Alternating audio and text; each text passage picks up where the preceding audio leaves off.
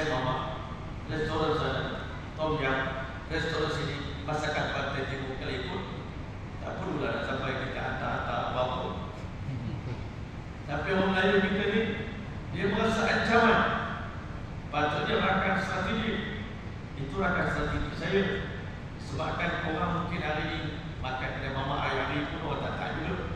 Orang nak pilih tom yum dulu, orang kena datang kedai saya dulu. Orang makan tom yum pun tak boleh makan hari-hari. Dia mesti nak cari makanan Pantai Timur juga.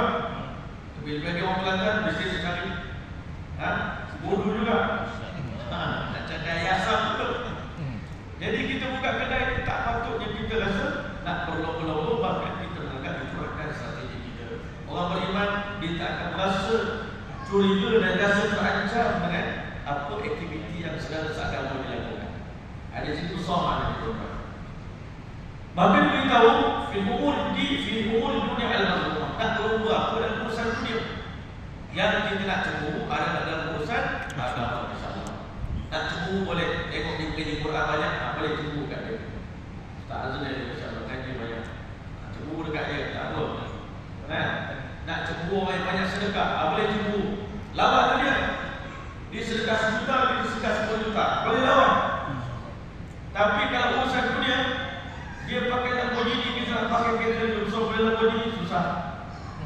Tak ada tuan-tuan. Wahadi darajatul kamal. Inilah darajat kesempurnaan iman alladhi yang bagi ayyasil mu'min ilaiha, yang sepatutnya orang beriman perlu sampai ke arah kepadanya. Itu kita kena suka pada saudara kita apa yang kita suka untuk diri kita. Tak ada orang lain, tak ada gaduh. Kalau mak kita lagi lah kita suka, kalau adik-adik kita lagi lah kita suka. Dia sangat hebat dengan kita.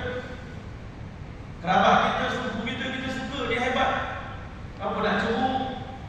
Kenapa nak cemburu dengan orang kampung kita? Kenapa nak cemburu dengan saudara seagama kita? Dia hebat, orang Islam hebat, Islam hebat.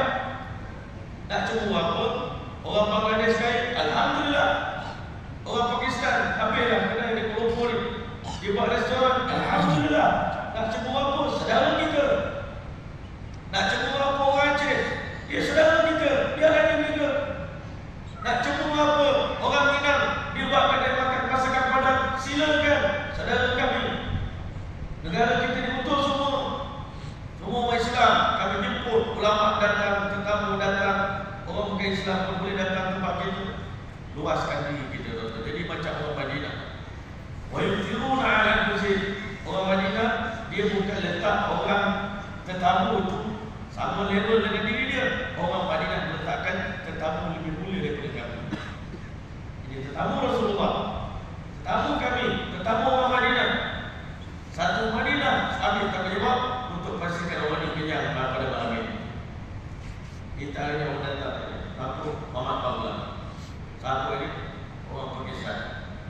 Kita pandang ini pun pintu negara kita. Salah.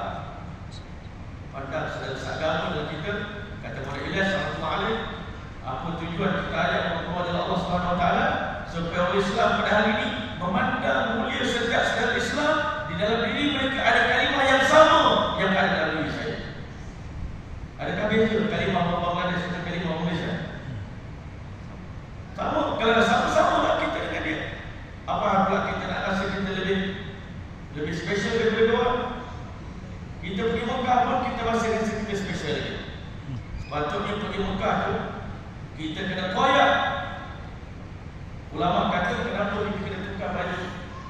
Kata ustaz aku kena cabut sebab pergi Mekah.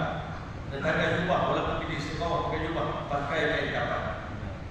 Koyakkan jawatan kamu. Kerana hari ini manusia merasa diri hebat dalam pakaian. Tanggalkan pakaian kamu, koyakkan pakaian kamu, datang